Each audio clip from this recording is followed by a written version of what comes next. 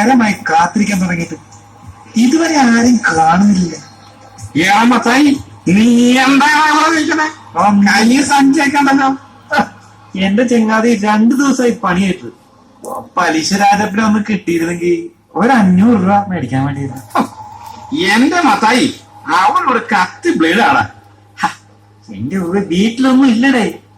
ആകെ 50 രൂപയുണ്ട്. കുറച്ച് അരി സാധനം മേടിക്കണം. എന്താ ചെയ്യ? സാരില്ലേ, നീ ഒന്ന് ചെറുതടിക്കുന്നു. ഒരു കമ്പനിക്ക് ചെറുത് വിട്ടാ കൊള്ളാന്നുണ്ടേ. കൈ പൈസ ഇല്ല വാസു, നീ പോ. പിന്നെ നിന്റെ കൈ പണം ഉണ്ടേ ഒരു 50 രൂപ താടേ, ഞാൻ ഈ റേഷൻ ഒന്ന് വാങ്ങിക്കട്ടെ. അതെന്താടാ നീ ചിരിക്കുന്നു? അല്ലടേ, അരി മേടിക്കാൻ ഞാൻ പൈസ തരുമില്ല. വരികയാണെങ്കിൽ നമുക്കൊരു കമ്പനി കൂടാം. ഞാനൊരു ഷെയർ തരാൻ മത്തായും. വരാൻ പറ്റുമെങ്കിൽ താരേ. ഞാനില്ലടേ. നിന്റെ കയ്യിലുണ്ടെങ്കിൽ. നിന്റെ കയ്യിൽ എത്രയുണ്ട്? അത് പിന്നെ 50 രൂപയുണ്ട്. മതി, അതിന്റെ പകുതി മതി. ബാക്കി ഞാൻ എടുക്കാൻ വേണേ, നീ വാ. ഞാനില്ലടേ. ഞാനില്ലെന്നേ. വീട് വാടേ, സഞ്ചി ദൂരക്കളമത്തായി. റേഷൻ ഒന്ന് വാങ്ങിക്കട്ടെ. എന്തിനാണ് റേഷൻ? ഒരു 50 നിന്റെ ഇല്ലേ, അതൊക്കെ തരികയാണ്. നമുക്ക് അടിച്ചൊരു കമ്പനി കൂടെ. റേഷൻ വേണ്ടേ? വാ മത്തായി, വാ. ഇനിയിപ്പൊ നീ നിർബന്ധിക്കുന്ന കാണുമ്പോ എനിക്ക് എങ്ങനെ വരാതിരിക്കാൻ പറ്റും? എന്നാ പിന്നെ പോവല്ലേ? സഞ്ചി ഇവിടെ കിടക്കുന്നു. ചേട്ടാ, ഈ സഞ്ചി ഒന്ന് നോക്കിയേ ചേട്ടാ.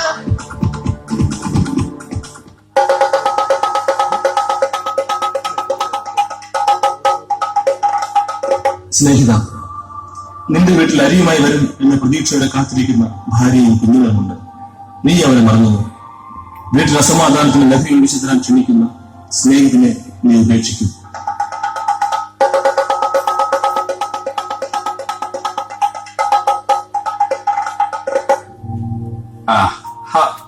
എടോ വിട്, എന്റെ വീട്ടോ കുഴപ്പമില്ല. ഞാൻ ഇനി പോയിക്കോളാം. നിനക്ക് ഇവിടം വരെ വിട്ടേന് നന്നായി. Okay, thanks, good bye. ഇത്ര നാളെ ഞാനിവിടെ താമസം തുടങ്ങിയിട്ട് ഇതാദ്യമായിട്ടാ സാർ ഇങ്ങനെ മദ്യപിക്കുന്നത് കാണുന്നു. ചേട്ടാ, ഞാനും ആദ്യമായിട്ട് കാണുന്നത്. ഇത്ര മദ്യപിച്ചു ഞങ്ങൾ കണ്ടതെന്തായാലും നന്നായി. അല്ലെങ്കിൽ ആ ഓടെ കിടന്നതിനെ കേട്ടതാണ്. തല നേരെ നിൽക്കുന്നില്ലല്ലോ. കാലാണെങ്കിൽ ആ കുട്ടപ്പായ പറ്റിച്ച പണിയാ. ഓഫീസിലെ പ്യൂൺ പെൻഷനായതിന്റെ ചെലവേ ഞാനിങ്ങനെ കുടിക്കാതൊന്നുമില്ല. എല്ലാവരും നിർബന്ധിച്ചപ്പോ ഒന്ന് കുടിച്ചു പോയതാ.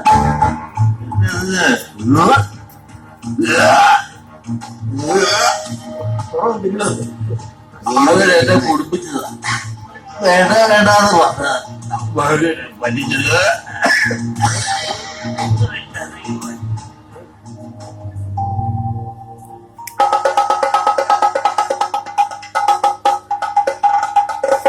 തുടക്കം ഇതൊക്കെയാണ് രസത്തിന്, കമ്പനിക്ക്. പിന്നെയാണ് ഇത് സ്ഥിരമാകുന്നത്. നാശത്തിലേക്കുള്ള ഗർത്തങ്ങളായി മാറുന്നു. കുടുംബജീവിതത്തിന്റെ തകർച്ചയിലേക്ക് ഇത് തുടക്കം കുറിക്കുന്നു. ഇത്തരം തുടക്കങ്ങൾ അവസാനിപ്പിച്ചുകൂടെ ഇനിയെങ്കിലും?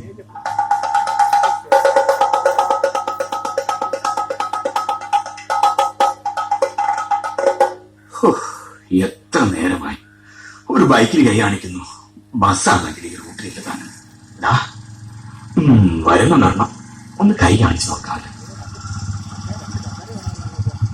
ആകെ നിർത്തി. അച്ഛൻ ഞങ്ങളുടെ ഇടവകയിലെ. അതെ സണ്ണി, ഇലഞ്ഞുകൂട്ടിൽ സണ്ണിയല്ലേ? അതെ. എന്നാ ശിക്ഷ കഴിഞ്ഞിറങ്ങിയത്? അച്ഛാ, ഇന്നലെയാ ഇറങ്ങിയത്. പിന്നെ ഇവിടം വരെ വരാമെന്ന് വെച്ചു. താൻ ജയിലിലായെന്ന് പറഞ്ഞപ്പോൾ എനിക്ക് വിശ്വസിക്കാൻ കഴിഞ്ഞില്ല. താൻ എങ്ങനെ തന്റെ ഭാര്യയെ കുഞ്ഞിനെ കൊല്ലാൻ കഴിഞ്ഞു? അച്ഛാ, ഞാനതൊക്കെ മറന്നിരിക്കുക. എനിക്കതൊക്കെ. ഞങ്ങൾ അതൊന്നും മറന്നിട്ടില്ല. ഒന്നും. ഇപ്പോൾ വന്നത് എനിക്ക് അവിടെ കല്ലറ പറഞ്ഞപ്പോ അവരോട് പ്രായച്ചിത്തം ചെയ്യും. തന്റെ സ്വന്തം മോളെ, തന്റെ സ്വന്തം ഭാര്യയും വെട്ടിക്കൊന്ന താൻ. അച്ഛ, എനിക്ക് തെറ്റുപറ്റി. നീണ്ട 12 വർഷം ഞാൻ നരകിയായിരുന്നു. അവളെയും കുഞ്ഞിനെയും അവനെന്നെ ചതിച്ചു. കുടിക്കുകയായിരുന്നു. ഞാൻ എല്ലാം ഓർക്കുന്നു സണ്ണി. തന്റെ കൂട്ടുകാരനുമായി അവിഹിത ബന്ധം കണ്ടപ്പോൾ താൻ ഭാര്യയെയും തടുക്കാൻ വന്ന കുഞ്ഞിനെയും അച്ഛൻ, ഞാൻ ചെയ്തത് തെറ്റാണ്. അവൾ എന്റെ ഭാര്യയല്ലേ? എന്നോട് മാത്രം വിശ്വസ്തത കാണിക്കേണ്ടവളല്ലേ? എല്ലാ വിവരവും ഞാൻ അറിഞ്ഞു. തന്റെ വീട്ടിൽ സുഹൃത്തുക്കളുമായി വൈകുന്നേരങ്ങളിൽ ചീട്ടുകളിയും മദ്യപാനവും മദ്യക്കച്ചവടവും, അവസാനം മദ്യത്തിന്റെ ലഹരിയിൽ ബന്ധങ്ങൾ പോലും വിസ്മരിക്കപ്പെട്ടു. പിന്നെ എന്തൊക്കെ പറഞ്ഞാലും താനല്ലേ അതിനൊക്കെ സാഹചര്യം ഒരുക്കിയത്. അതെ അച്ഛാ, ഞാൻ തന്നെ. എന്റെ മദ്യപാനം, വീട്ടിൽ ചെറിയൊരു കച്ചവടം, എല്ലാം ഞാൻ തന്നെ. ദൈവം എന്നോട് പൊറുക്കുമോ? മോനെ, മദ്യം കലഹക്കാരനും ദീനി പരിഹാസിയുമാണ്. മദ്യവാന്മാർ സ്വർഗരാജ്യം അവകാശമാക്കിയില്ല. മദ്യം കുടുംബത്തെ നശിപ്പിക്കും. സത്യമാണ് സത്യം. എന്റെ കുടുംബം നശിച്ചു. മദ്യത്തിന്റെ ലഹരി എന്റെ ചെയ്തികൾ എന്നെ കൊലപാതകയാക്കി.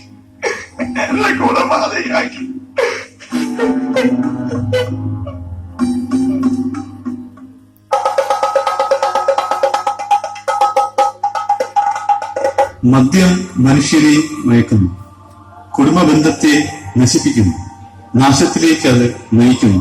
ഇനിയെങ്കിലും ഇത് നിർത്തിക്കൂടെ?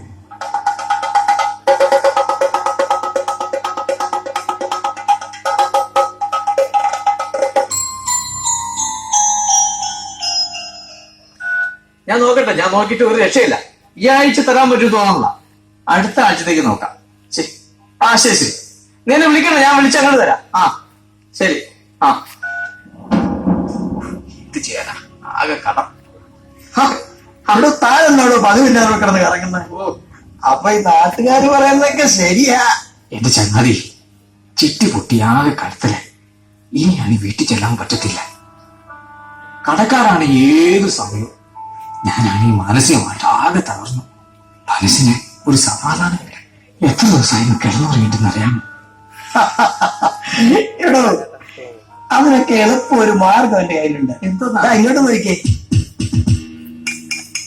ഇതൊരല്പം വീശിയാലോ? എനിക്കത് വേണ്ട.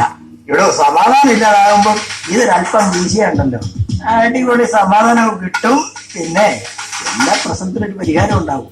എങ്ങനെ ഒന്ന് നോക്കിയാലോ? എനിക്ക് എന്തായാലും സമാധാനം കിട്ടും. കുറച്ചു നേരം ഇത് കുടിച്ചിട്ടൊന്ന് കിടണം. എല്ലാരും ഇത്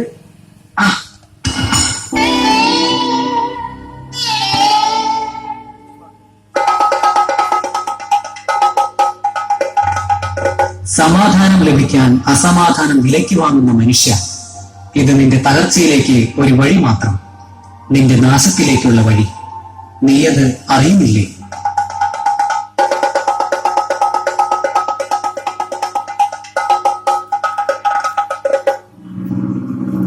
ആശുപത്രി എടുത്തു കേട്ടോ. അതെ, ഇവിടെ നിർത്താൻ വേണ്ടി മോട്ടറെങ്കിൽ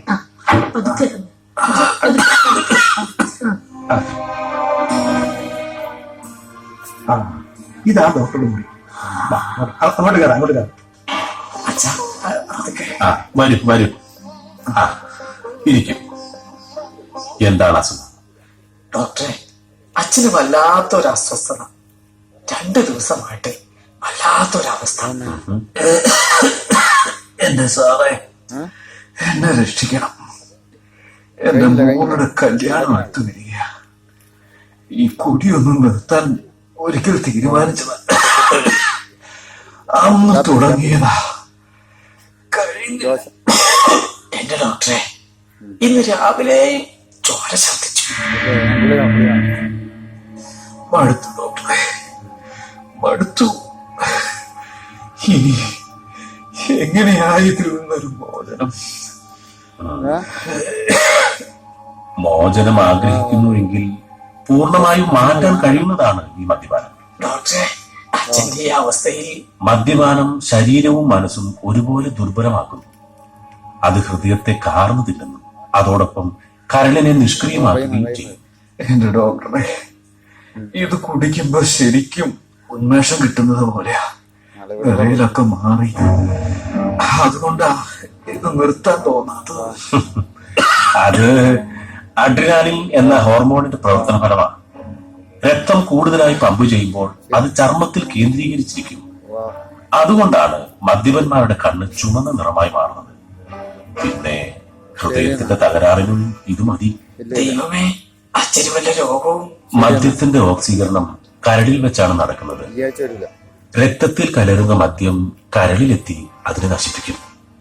കരളിലെ കോശങ്ങളിൽ നീർക്കെട്ടുണ്ടാകും. ക്രമേണ ഇത് ലിവർ സിറോസിസ് എന്ന രോഗമായി മാറും. എന്റെ ഡോക്ടറെ, അച്ഛൻ കുടിച്ചിട്ട് വന്ന വലിയ ബഹള, ഭയങ്കര ശല്യം.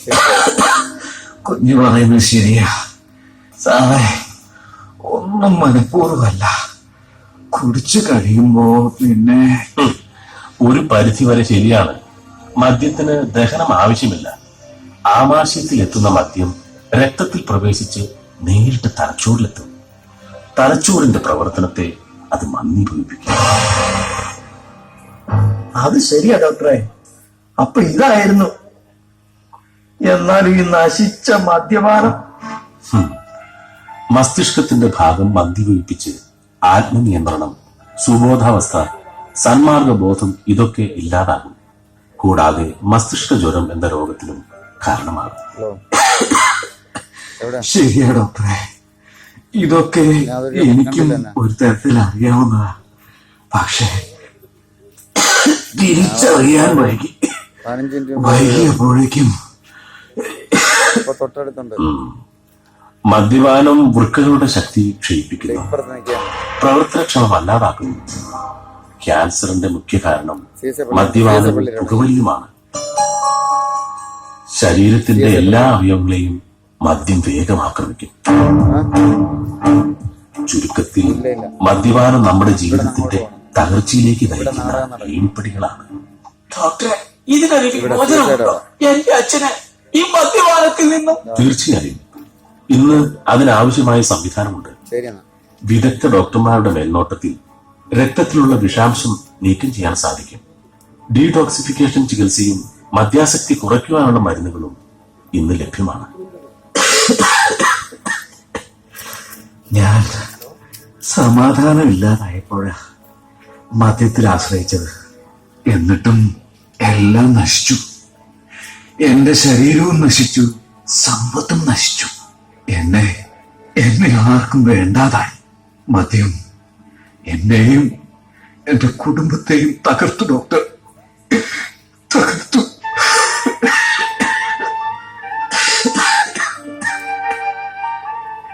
സമാധാനം മദ്യത്തിലല്ല, അതൊക്കെ താൽക്കാലികം മാത്രമാണ്.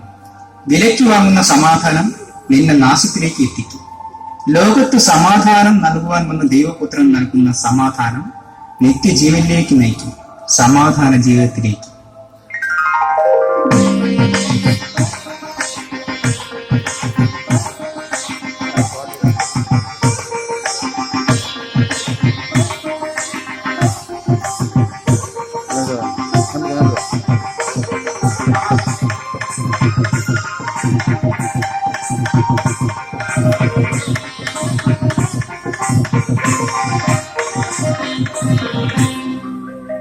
ചാരായം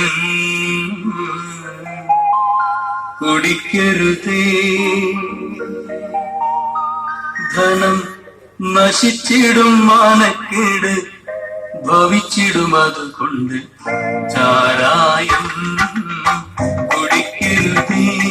ധനം നശിച്ചിടും, മാനക്കേട് ഭവിച്ചിടും, അതുകൊണ്ട് ചാരായം കുടിക്കരുതേ.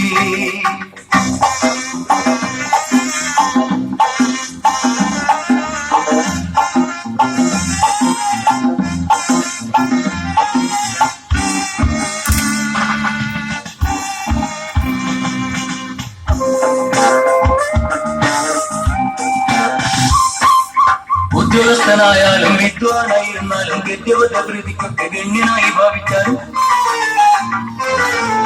ഉദ്യോഗസ്ഥനായാലും വിദ്വാനായിരുന്നാലും ഗദ്യവത പ്രീതിക്കൊക്കെ ഗണ്യനായി ഭാവിച്ചാലും മദ്യപാനം തുടങ്ങിയാൽ സമ്പാദ്യമെല്ലാം നശിച്ചിടും, അതുകൊണ്ട് ചാരായം കുടിക്കരുതേ.